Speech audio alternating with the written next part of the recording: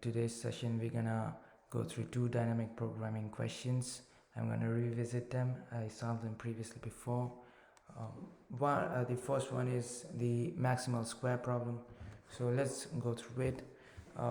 Given a m cross n binary matrix filled with 0 and 1, find the largest square containing only 1 and return its area. So we have a m cross n binary matrix and the values are 0 and 1. We need to find the largest square and return the area of the largest square, which contains only 1. So let's think about the problem. The input is given in the format of 1 0. First input is 1 0 1 0 0, this matrix. So let's think about it. So let's and in the second example we have 0 1 1 0. So here the size will be 1 and here the size will be, we have two matrices of area 4, so our answer will be 4 here, and here our answer will be 1, and once the matrix size is only 0, so the answer is 0 since there is no square matrix with 1 input. So let's draw this. Let's see how this goes through. Let's go through the first example. Let's 1 0. Let's go through an arbitrary example.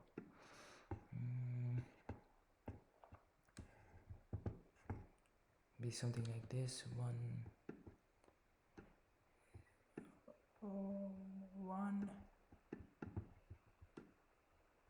0 and 1.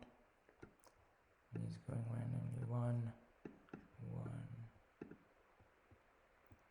Let's say 0, and let's say finally 1. These are just random values. I'm just putting it like this.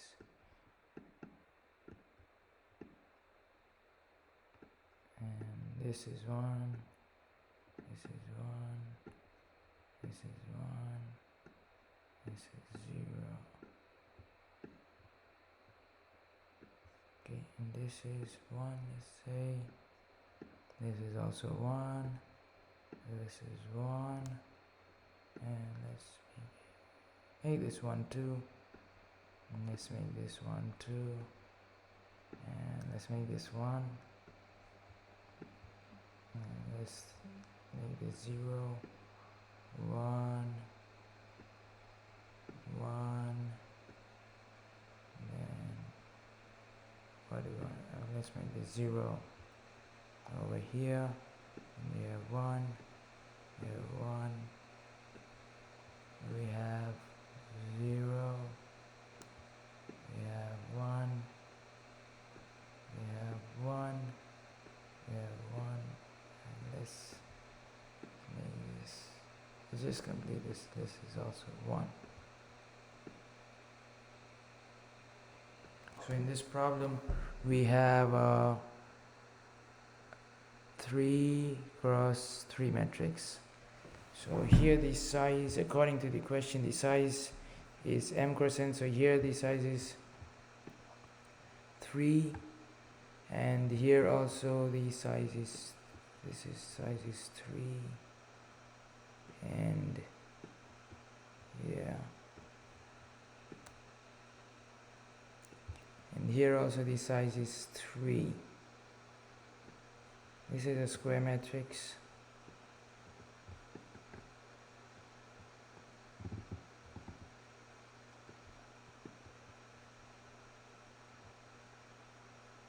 So how we're going to approach this problem? We're going to observe that this follows the optimal substructure property, and this does indeed has overlapping subproblem property too. So, and another indicator is it is asking for a maximal squares with 1. So this is another indicator that this is probably a dynamic programming question. So the two indicators, primary indicators, is like from experience you can get. This is maximal asking, so this will be a dynamic programming question. And also the one of the states depend on the other states. If we choose that this is a square, this will impact if this larger thing is a square or not. If this is a square, let me just choose a different color. If this is a small square, it will determine if this is a square or not. It will be dependent on the other state. So one state is dependent on the other state, choice of the other state. So this is one of the property, and it is asking for a maximal, that is an optimal substructure. So this is indeed a dynamic programming question, and there is another approach to solve this question too. So there are two approaches to solve this question. So number one, we have dp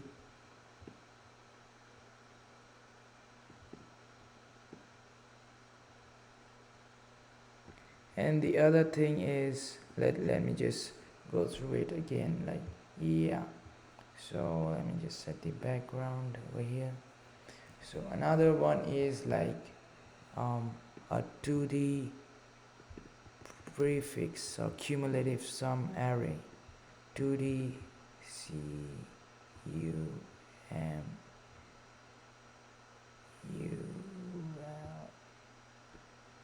sum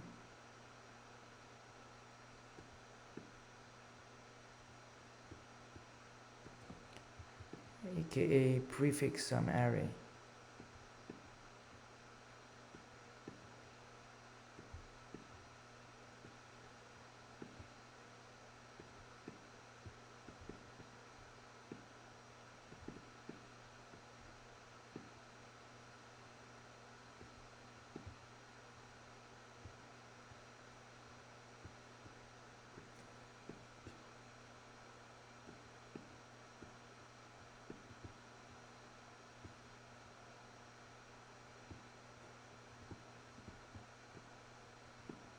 So a 2D cumulative sum or prefix sum array. So this, what is this about? Let's check this out. Let's say we have the same matrix, right? So now we're gonna make an observation over here. So let's say this length is I. So let's say this length is I.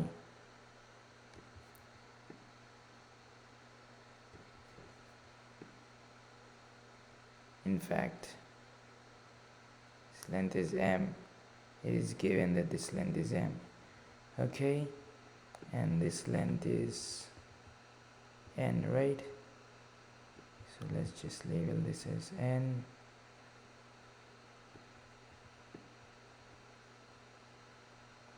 Right, and let's choose a given state.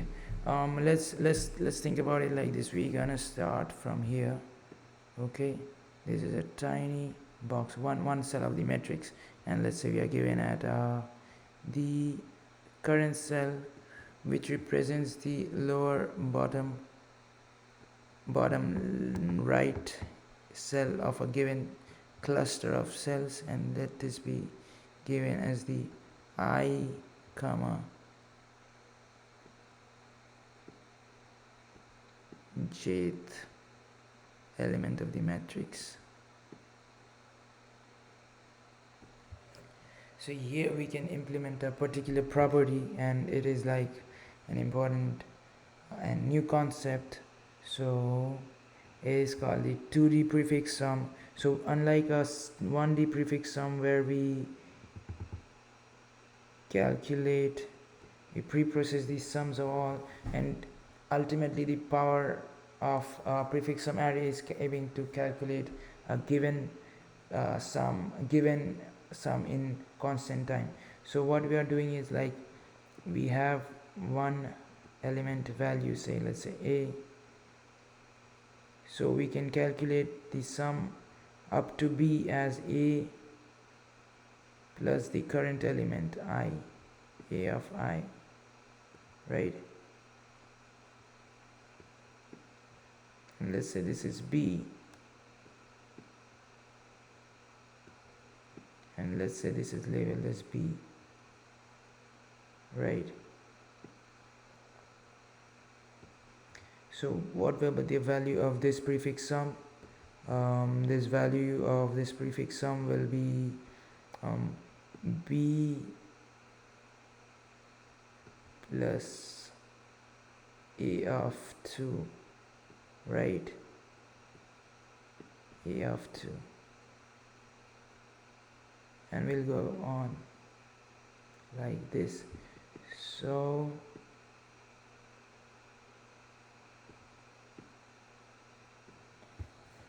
this is the vague idea of a prefix sum in linear dimensions, but it is easy calculating the ith element value.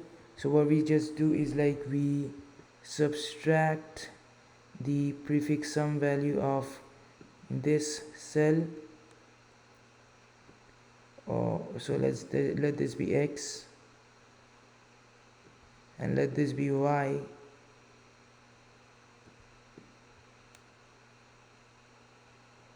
so the value of this cell will be x minus y, right?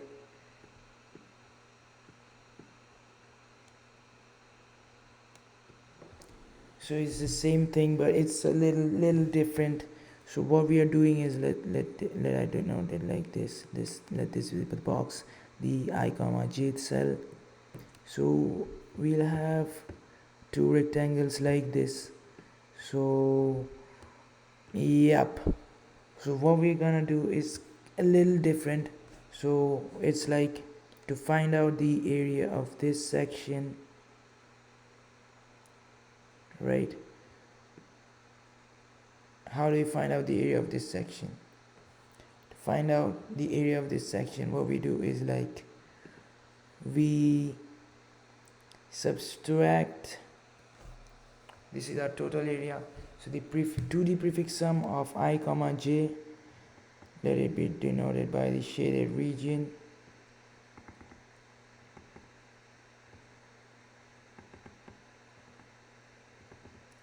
this minus, I'll use a different color, this minus the prefix sum of 2D prefix sum of I minus 1, I'm sorry, I comma j minus 1, right? J minus 1.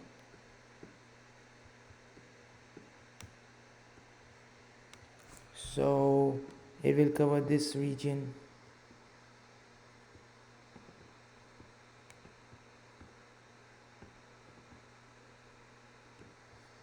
And this is this prefix sum, that is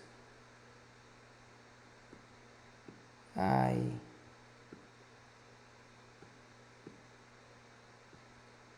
comma j, I minus 1 comma j.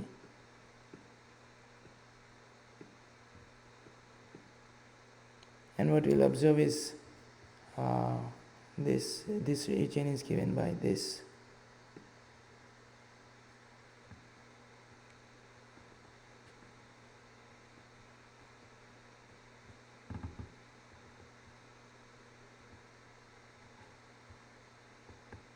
This region, right? So what we'll observe is this region is being subtracted twice, this region.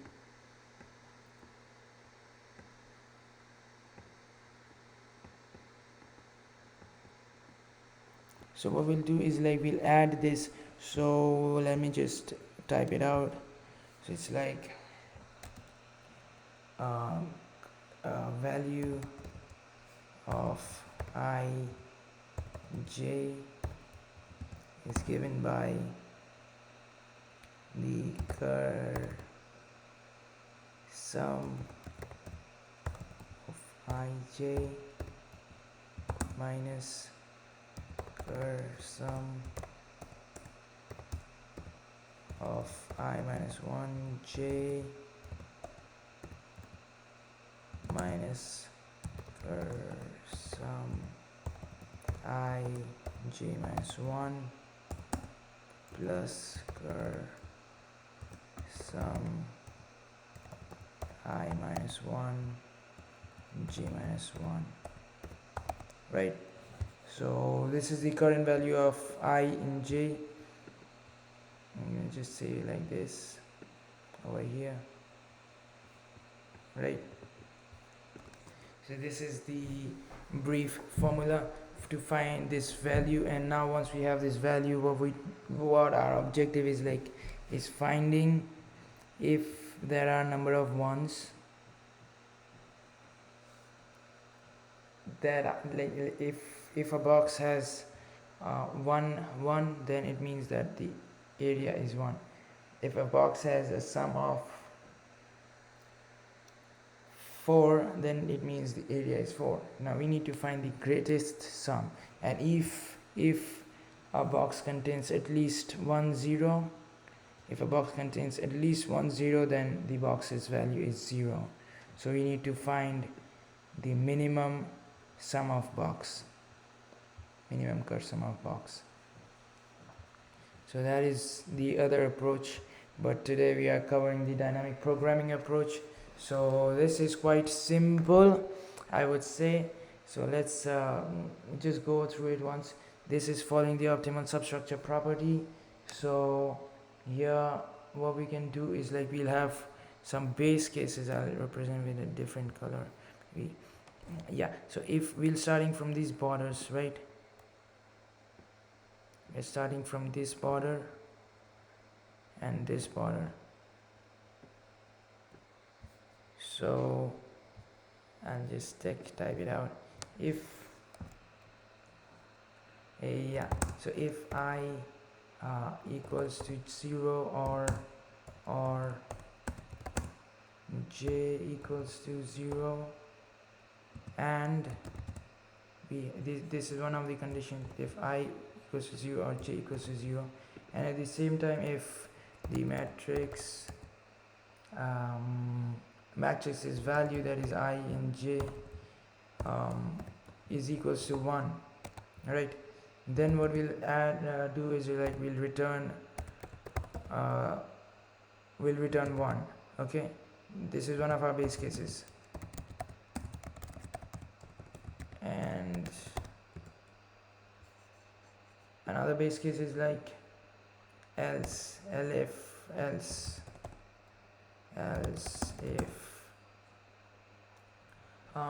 let's think about it. Else if I or j goes out of the bounds, right? We're going back. So if either one is less than 0, so like if I is less than 0 or j is less than 0, then what we're gonna do, we can return anything. Let's return 0, so it won't add anything to the final answer. Okay, and another condition is if let's say if the matrix value of I and j is equal to 0 at any point. If this occurs at any point, then what we can say return 0. It will make the value of the whole box 0. Okay, so what are we left with? These are the base conditions. Check this out. So if I equals to 0 or j equals to 0, that is, it is covering these conditions, right? Or else if I is less than 0, that is if it is going out of bounds, right? Or if any of the box values is 0, so it will be let me just use a different color. It will be this condition, right? So then, and what about the other condition, the general case? So let me add another note. So else just return the minimum of the previous diagonally corner cell. So that would be answer of since we are using a recursive function, so let's say we can use dp also where the function name. I'll just use answer for now. So if I minus 1 or j minus 1, this is the diagonal parent of the current I comma j matrix cell, or we have answer of I minus 1 comma j.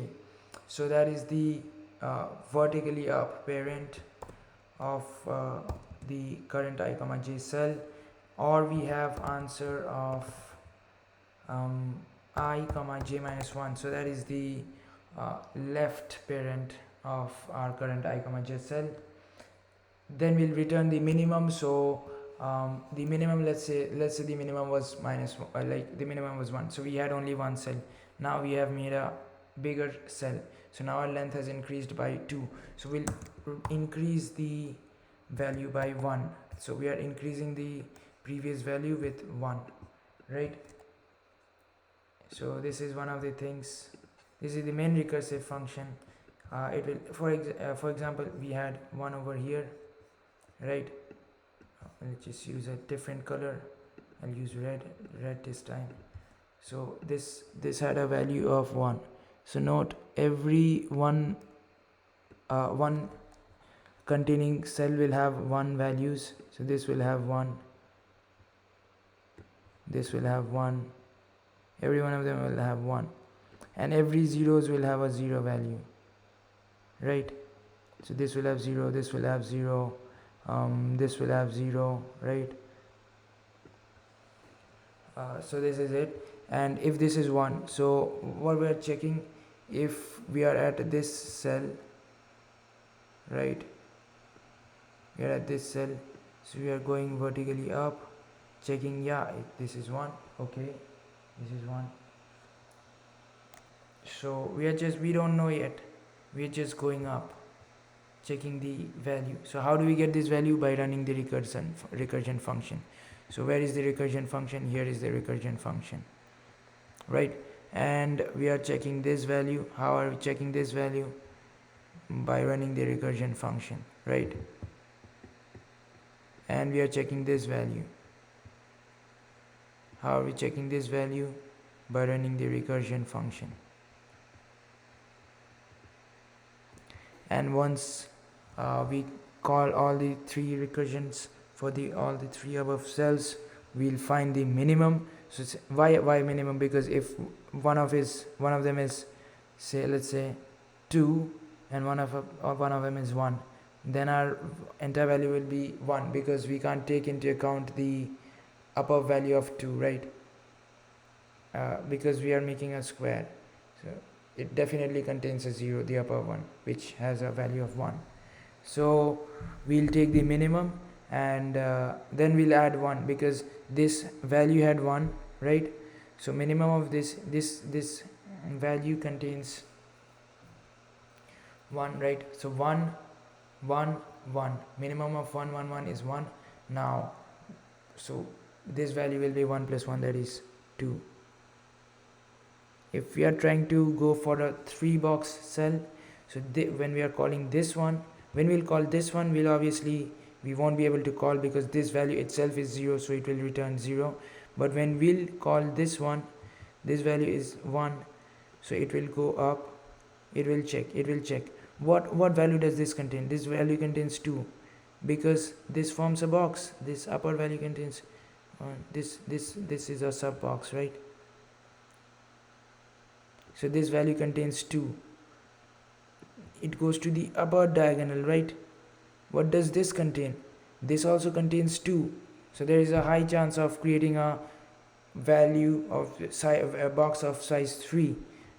Let's check this one. Oops, this doesn't contain 1. It doesn't contain a 1, or it doesn't contain a 2. Ideally it would have to contain a 2 to create a 3 box, because then it will be like creating this box. If this was 1, if the value of this 1 would have been 1, it would imply that this would contain a 0, right? So even in that case, we wouldn't be able to create a box of size 3. So in even that case we would return min of 1 comma 2 comma 2, that would be 1 plus 1. So we would be able to create a box of size 2, right? But unfortunately in this case this is not even 1, this is 0. So this value contains 0. So what is the minimum of 2 comma 2 comma 0? So that minimum value is 0. So unfortunately this value contains 0 right now, right? So and then again we'll compute this box, we'll compute this box, we'll compute this box, we'll compute every cell, every single cell, even this single cell. What will be the value of this cell? This value will contain, this contains 2, right? It will go up, this contains 2, it will go to the left, it contains 1 unfortunately, and it will go to the diagonal, it also contains 1. So what is the min of 1 comma 1 comma 2? So it is 1. So we are adding 1 to the recursive answer, so that is this value contains 2. So right now what we have stored is value, unique value for every single cell, right? So now our answer boils down to finding the maximum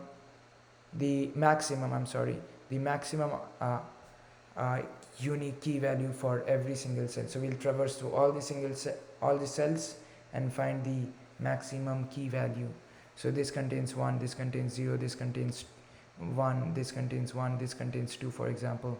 This contains 1, this contains 2, this contains, so this almost contained 3, but this contains 0 right now unfortunately. This contains 2. So right now all of them contains a unique key. We'll traverse through all the single elements of the matrix and find the maximum value. So that will return us the maximum length of the biggest box containing ones, and the question is asking to return its area. So we can easily return the square of the length, that is the area. So that is the vague logic of this problem, the maximal square. Let's try to code it up. Okay, let's go through it. Okay, let's find m equals to the length of the matrix, right? Length of the matrix.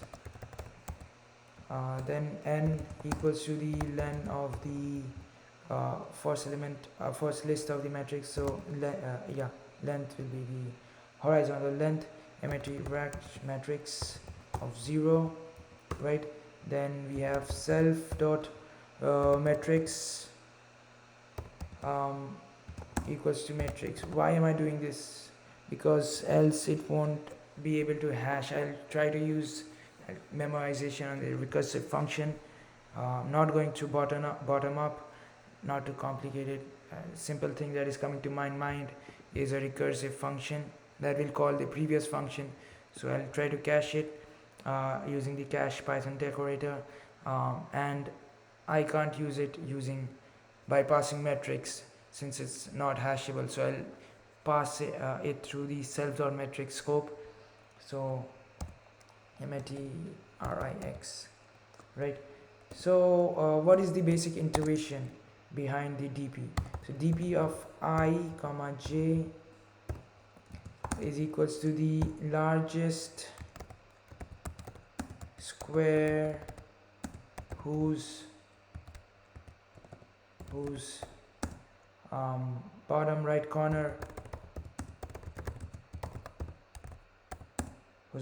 corner is at I comma j. So I hope this is clear.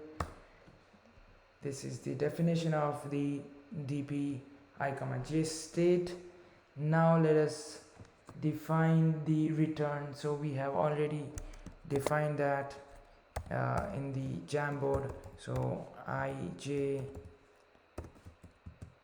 would return the min of dp of I minus 1, j minus 1, and the dp of I j minus 1 and the dp of I minus 1 j, right? So this is our recursive relation. So, and we have already covered the base cases, and those are quite trivial. So yeah, I'll just try to code it directly. How do we go about it? Okay, let's define a function. Let's say def answer I comma j is equals to if I equals to 0 or j equals to 0. This is one of the condition, and right, okay, I'll just use another bracket to keep things neat, and self dot metrics, the I and j value of that equals to this value is 1, right? Okay, then what will we return in that case? We'll return 1 in that case, else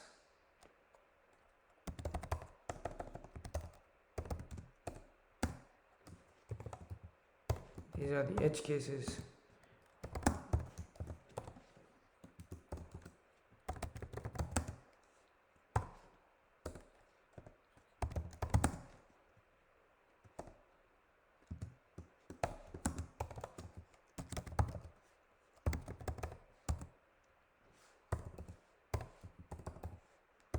So self.matrix, if that becomes 0, if that contains 0, then obviously we'll have no other choice but to return 0, right? Right, in that case we'll have to return 0. And finally we'll go to the recursive call, that is else return the min of answer of I minus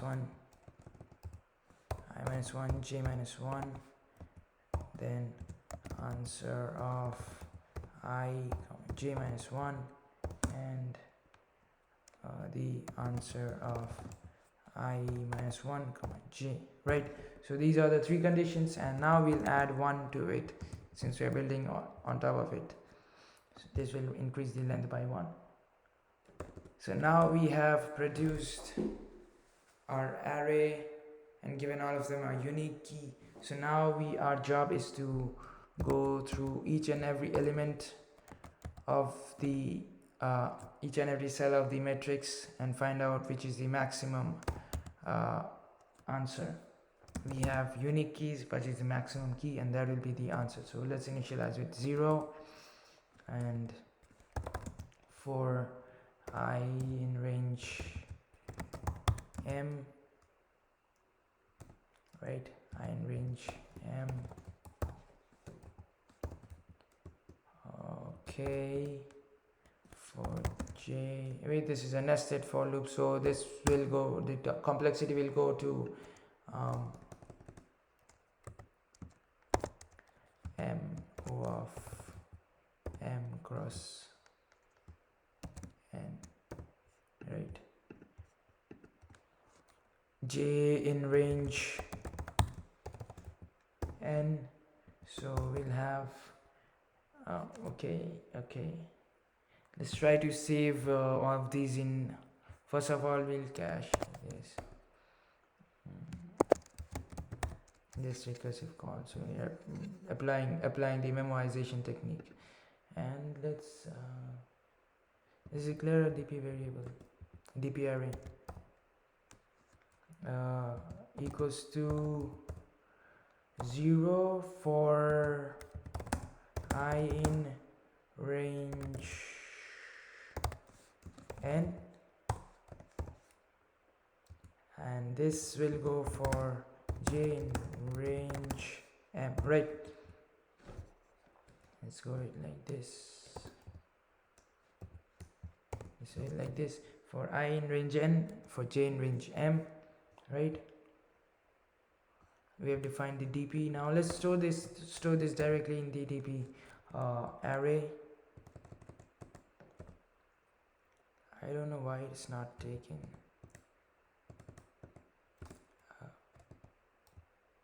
must be some mistake, I don't know. Okay, dp of we're just caching it, dp of I in j. So note, we memorized it once, we memorized once here, now we are again memorizing it here, else it won't make any sense to memorize it once in one place and not, so because the complexity is dependent upon this, right? So dp of I comma j is storing the value of answer ij. Now while calculating the max answer, what we'll do is we'll do a max of max answer and dp of I and j. So by doing this, we are ensuring that we are not recomputing this multiple times. So I'm not very sure though. Okay, let's just check this out. I'll just try both layer. Return max answer, right? Let's try to run the code.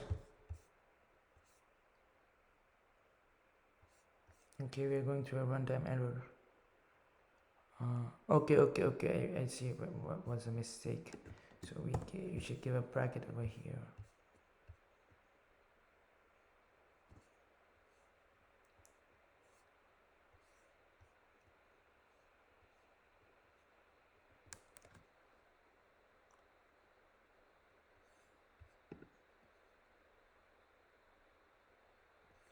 Invalid syntax.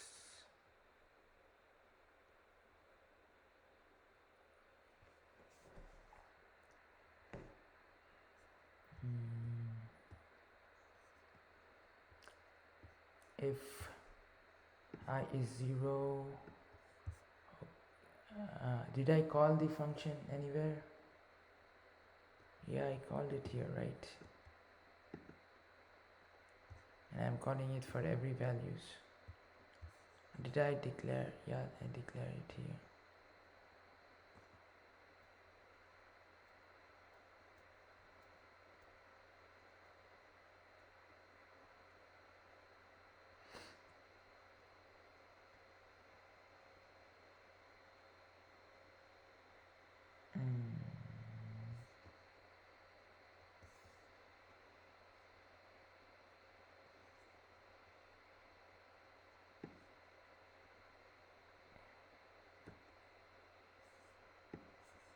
I'm not sure what's causing the error, to be honest.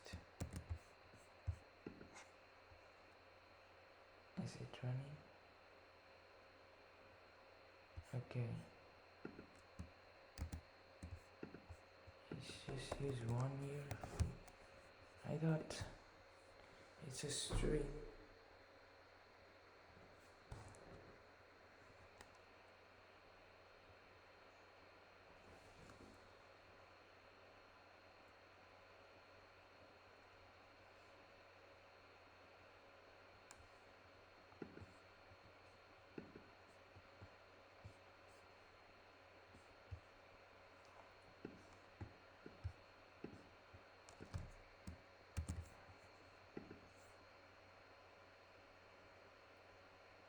I just removed it to check which one is causing the error.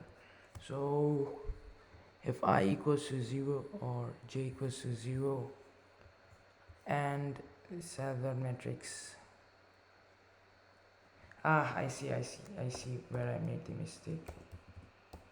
I did a single equals. Okay, this is definitely a string, right?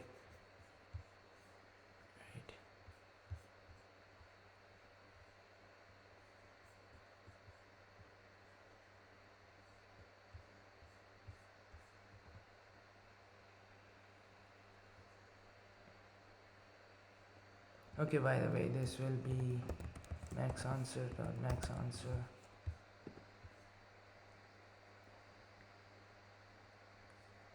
Either ways, let's use all the example test cases and try to find out where we're getting the error. Okay.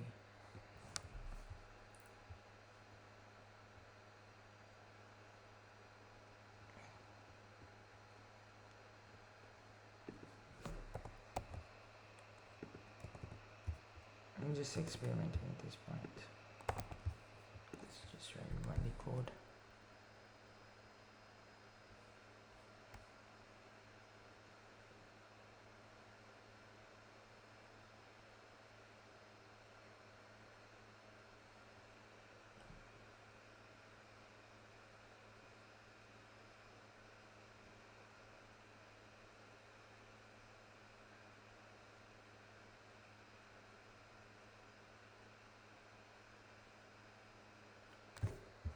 Why don't we just print DP?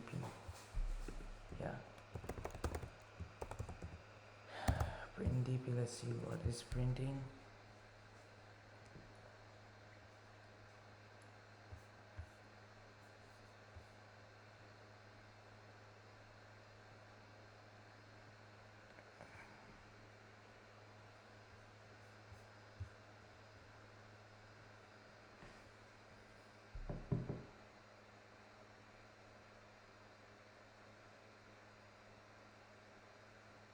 The DP variable seems to be wrong.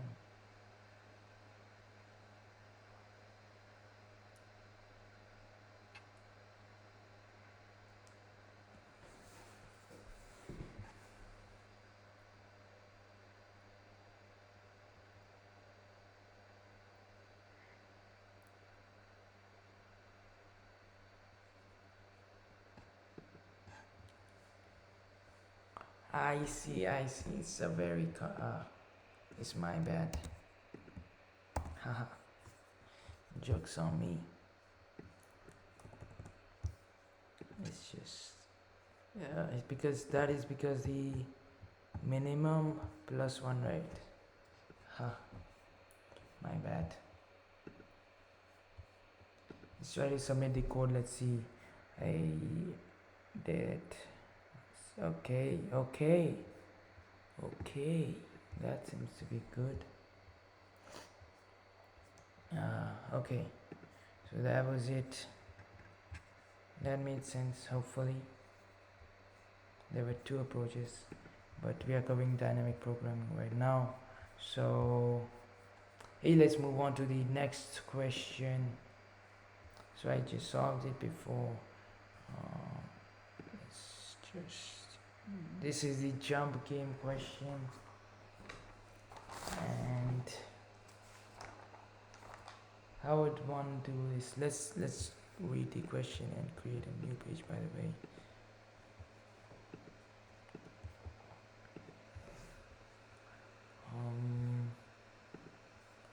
Jump game. Given an array of non-negative integer nums, you are initially positioned at the first index of the array. Each element in the array represents your maximum jump length at that position. Your goal is to reach the last index in the minimum number of jumps. You can assume that you can always reach the last index. Okay. So it says, just close this. So it says that you are given a non-negative integer array nums. Let's say nums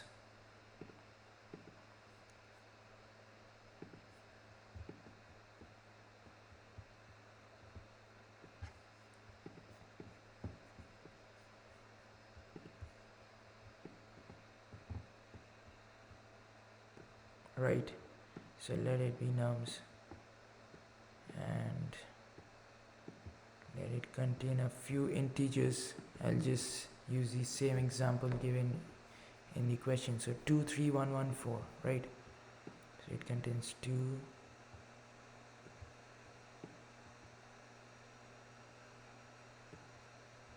then it contains 3,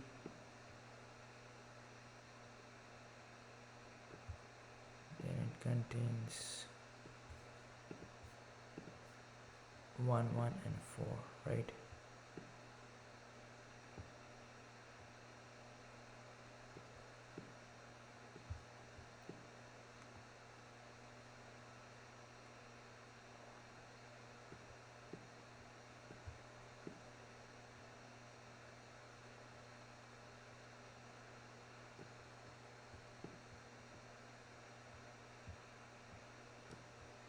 So today's topic is DP, but I can like see 3 ways to solve this problem. So the problem is like asking us how many jumps, what is the maximum jump, representative maximum jump length.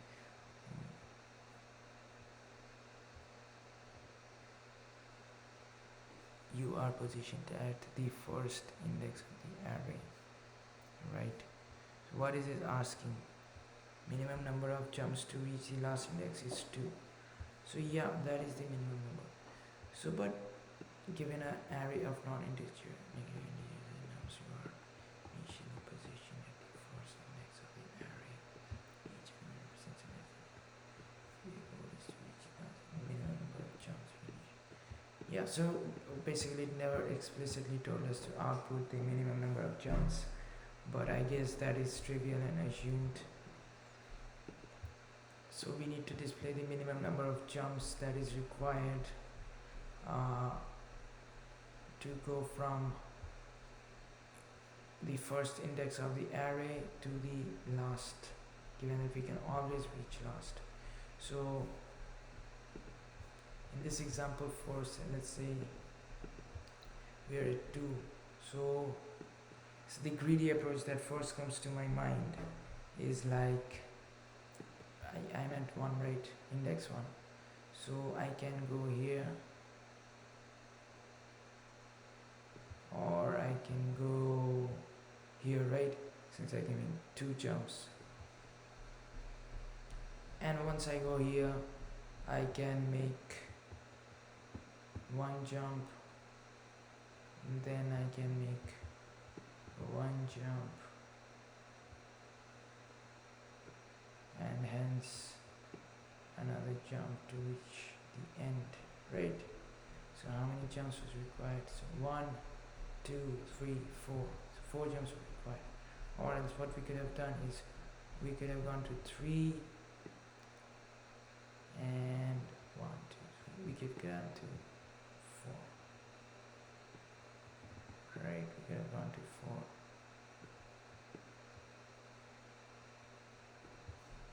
And let's see what's the answer.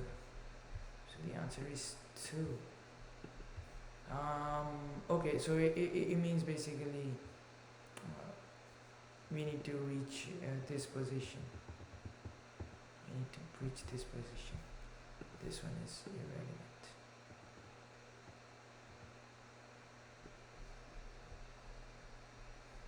So one way of doing it in a greedy method that is coming to my mind is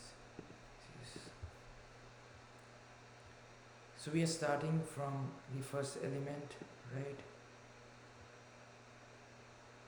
And what is the value of this element? The value is 2, right? So we have a range of this. Our job is to maximize this range. Like go as far as possible. Because at the end of the day, if we use these 2 jumps, we can always utilize this 3 and this 1, right? But if we just make 1 jump, then we are only restricted to 3.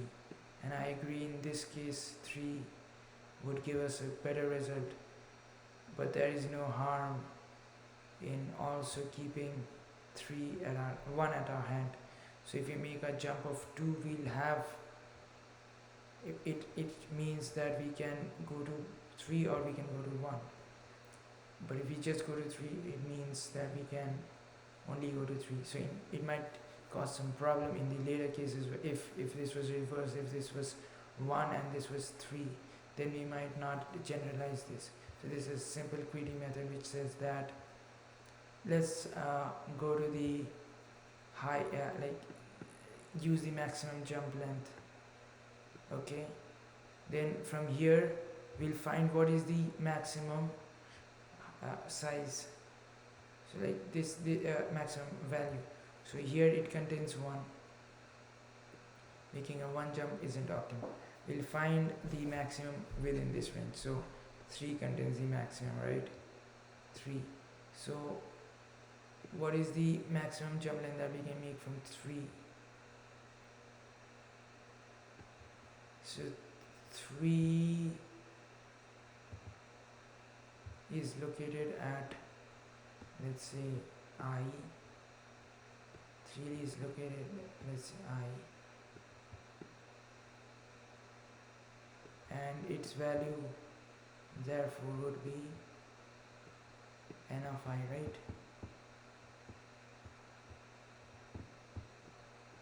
Its value would therefore be n of I.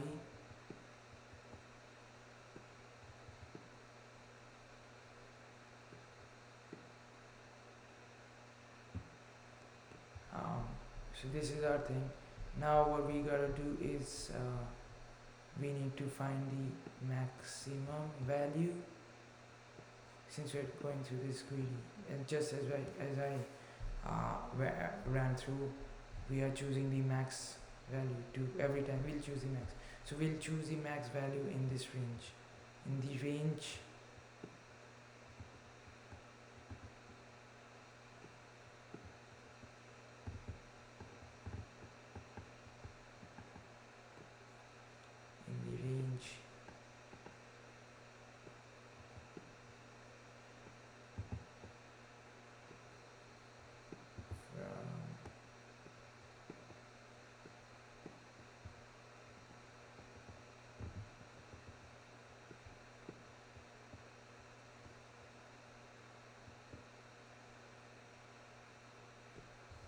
so what was the previous value of the previous value was the jump that we're making. So jump size, let's say this is a jump variable, let's say this is jump, right? J.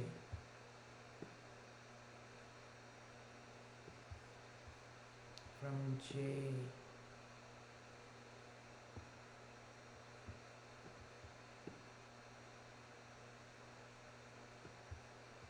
to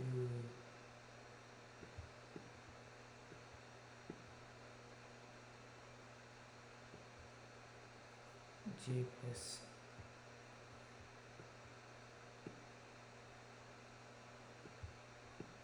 n of J. So that is what we are gonna do. From J to J plus n of J.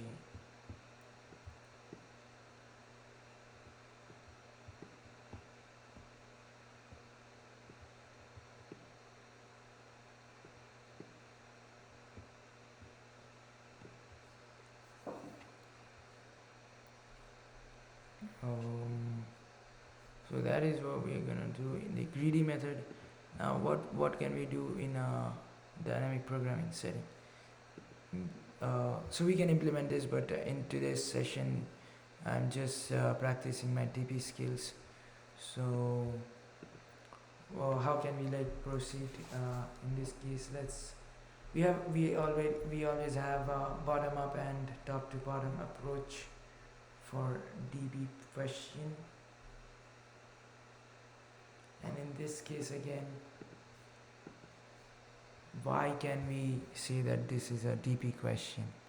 Clearly because it is asking for the minimum number of jumps, so it is asking for something optimum, and we can clearly see that if this is n,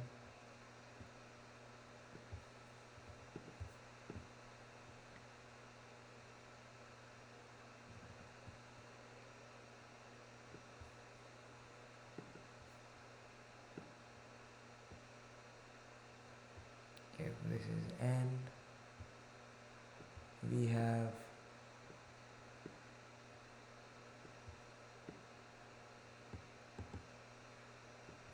let's try to figure out a dynamic programming approach. We have 2, 3, 1, 1.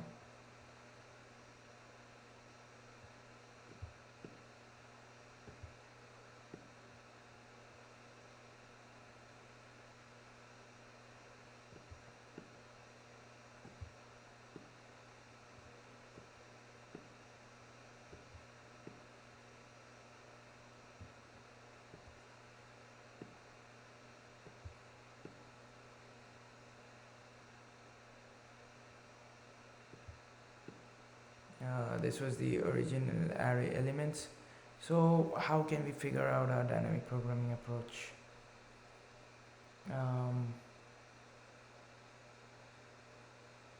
Yeah, so let's just assume a state.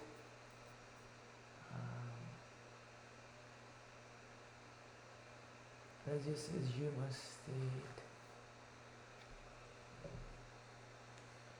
Yep, so first of all, let's have something called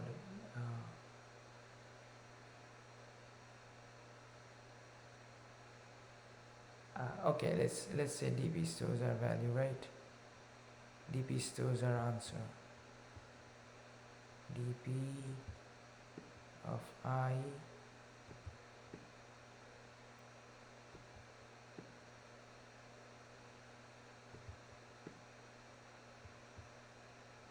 stores the minimum jumps required for ith position, to go from ith position. So finally then dp of I stores the minimum jumps required. Just this is kidding.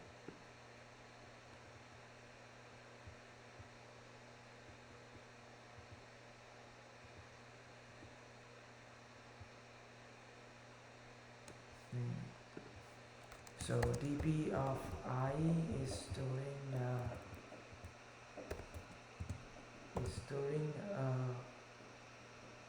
the value, the minimum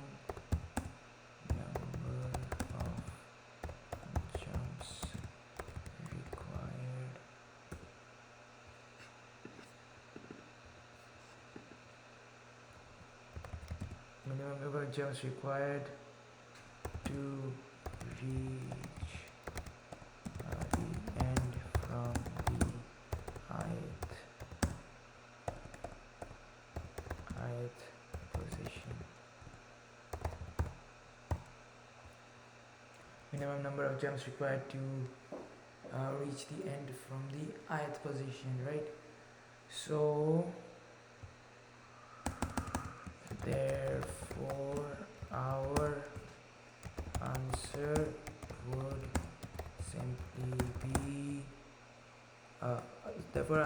simply be dp of 0, right? dp of 0 would be our answer. And what is our base case? Base case is, in this case it will just be one base case. So our base case would be, so when dp reaches n-1, right? We have already reached the end, so we have already reached the end. So if I equals to n-1, return dp of I equals to 0, right? And what is our recurrence relation? Our recurrence relation would be let's discuss that. See, I am at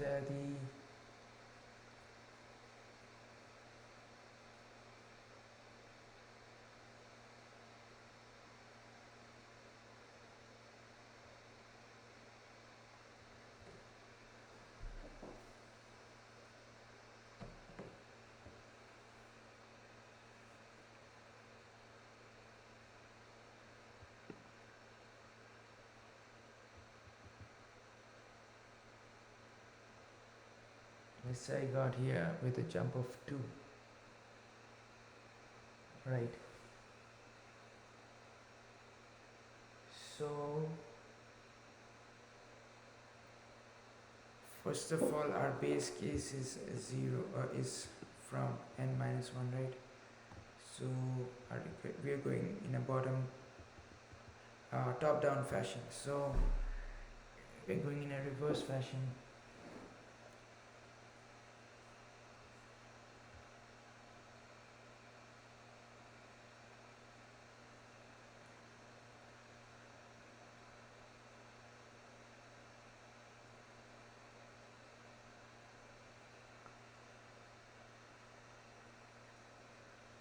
Mm,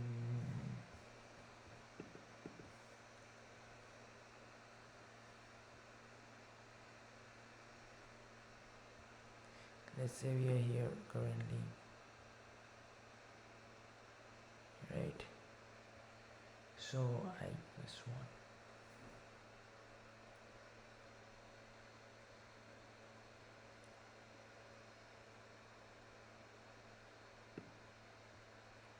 Make something more vague.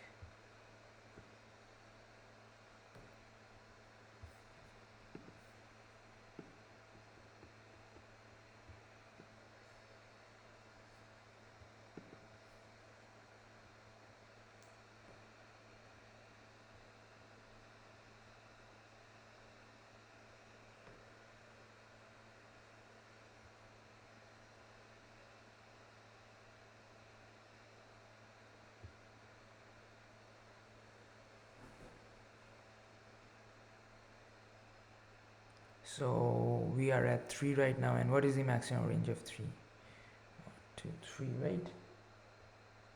I plus this is the nums of I.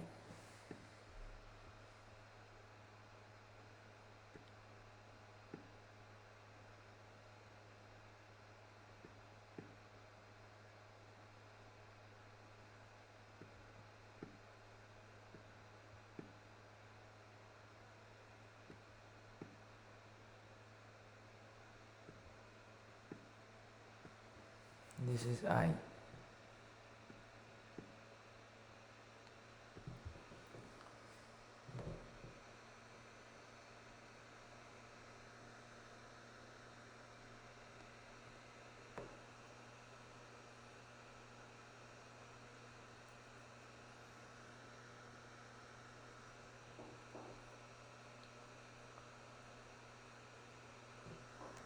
So we need to go till the we can't exceed this, right?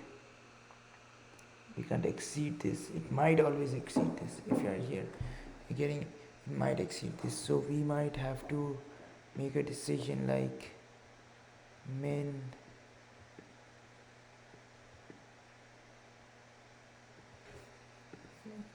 Let's just use.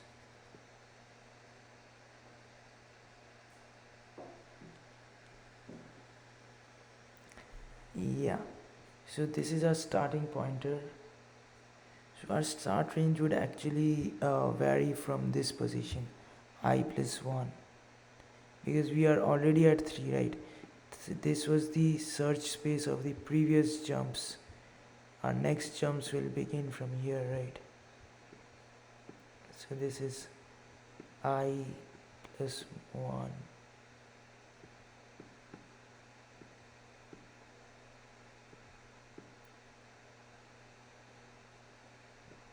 And then I'll just go to my sticky. So for there are range, we'll try to find the range, and that would go from I plus 1 to the minimum of I plus n of I, but that might exceed the length of the entire array, so we might have to take the minimum of that. So if n is smaller than this, then we'll add it, we'll go from this to the last element, and if this is smaller, then we'll go till I plus n plus 1, n of 1. So that is how we are traversing, and in that range, so for, let's say, jumps in range, jump step in, and just for jump step in range this to this. What are we gonna do in that? We're gonna try to find, that range. We're gonna cache the dp first of all. So we're gonna return minimum of dp of I. So that is the minimum jump till then, and minimum jump of j plus 1, dp of j plus 1.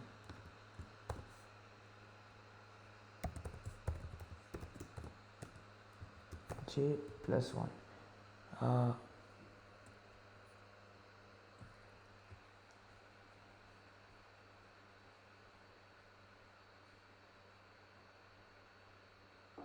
So we are at the ith index, so we'll just determine that which one is smaller, and if it's smaller, then we'll go there.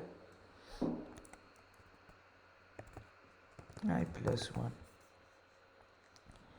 and instead of return, I'll just set this to be dp of I equals to min, right? And as I said before, our answer would simply point down to dp of 0, right? So this is the basic algorithm, intuition behind the algorithm. Let's go to coding, I guess. So n equals to length of nums, and then we have dp equals to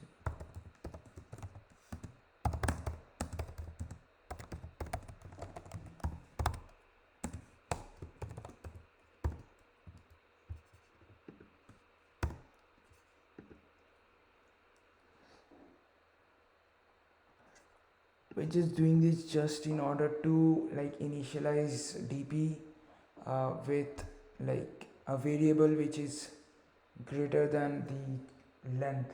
So it's impossible, it will always take the minimum if for the first case. So we are taking a value that is unreachable, that is n plus 1. You can do n plus 100 also, it doesn't matter, just keep it n plus 1. So now let's go. A dpr is initialized for I in range, going to travel in a reverse order. So I in range I in minus 1 comma minus 1 comma minus 1 if I equals to n minus 1. So that is the base case as we discussed before, right? Then what are we going to return? In the base case, we're going to return dp of I equals to 0, because we don't need to take any further steps. We are already at the last step. Else, what can we do? Else, now we'll go through the loop. We're trying to find the minimum. So for j in range, so it will last from I to I plus 1 to the minimum, till the end, basically till the minimum of I plus nums of I, right? Or this can be one of the case, plus 1, obviously plus 1 to the or if n comes first, then n, and then dp of I equals to min of dp, this is the main dp calculator function. So dp of I equals to min of dpi, and what are the other parameters? Dp of j that we are calculating, dp of j plus 1. So that being said, let's just return simply the dp of 0. Now all the variables of dp is initialized. Let's just run Run the code.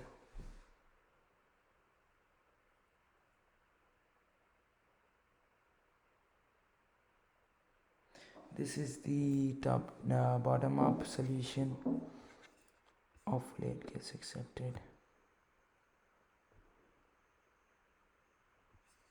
Here the ordering was important to run the J loop from I plus 1 to this, so arranging it in that fashion, and obviously running from behind n minus 1 to 0, right? So this was our iterative solution using the bottom up method. Now let's just reset it. Let's try to tackle this simple the same problem using recursion. So let's just define the recursive function. So here it's only defined upon the one state, right? It's dependent upon only the index. So let's just define dp I if I equals to the length of nums minus 1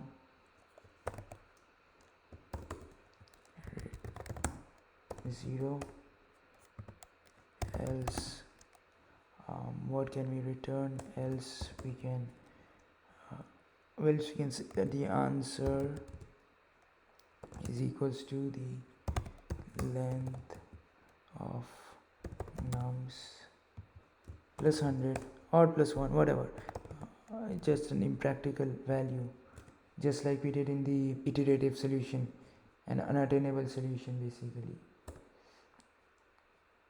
So in the earlier case our dp of I was storing the answer. Now we are having an exclusive variable called answers. We'll use it, find the minimum to find the main answer. So this initially answer is the length of numbers plus 100, unattainable value. Then for jump step in range, what is the range? So 1 comma nums of I plus 1, right? I plus 1. So we are going from 1 to nums of I plus 1.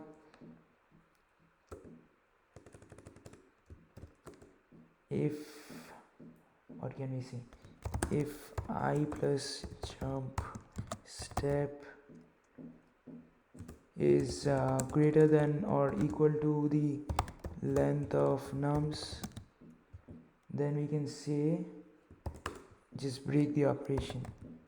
There's no point in going further, right? But otherwise what we can do is we can say that answer is the minimum of answer, and 1 plus the this is our recursive call, so 1 plus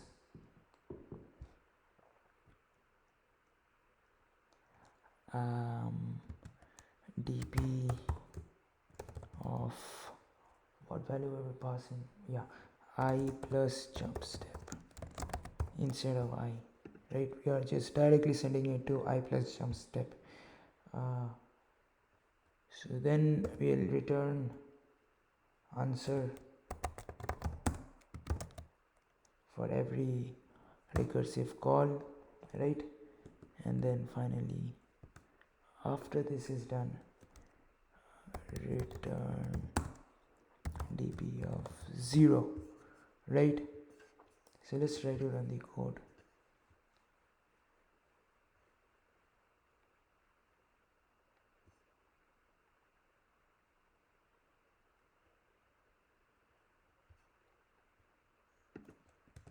Okay. Yeah, so it's accepted. Let's use all the example test cases and see if it's accepted or not. Okay. Oh, by the way, and you need to use the cache decorator to memorize it. my favorite Python decorator. Yeah, so let's just run it and see if it's accepted or not.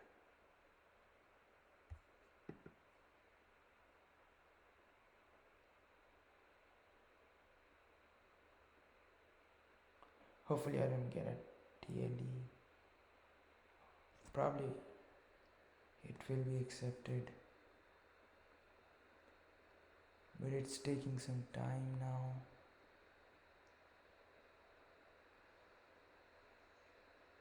Okay, it's you can see if it's a little slower than the iterative approach because it's doing the computations. It has the overhead of recursion, backtracking. So iterative approach, the bottom up approach is faster definitely, but this was way easier to code up, and this is what comes to mind first. It's a little difficult to think the iterative solution, but it is definitely faster. So these are the solutions to the two questions. I solved the jump game 2 problem in 2 different methods, and the maximum sum. So yeah, maximum sum of box, maximum size of box with 1 values, and the jump game 2. So that was the end. That was the whole session, and yeah, that is the end. Good night.